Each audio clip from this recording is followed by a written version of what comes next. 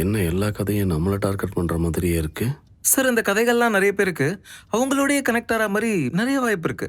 ஏன்னா முக்கால்வாசி பேர் அப்படி தானே இருக்காங்க. இன்ஃபேக்ட் சில பேருக்கு சிறப்பாக அடித்த மாதிரி கூட இருக்கும் சார். என்ன சார் ஆச்சு? ஆமா ஆமா இருக்கும். இல்லை தண்ணி குடிச்சுக்கிறேன்.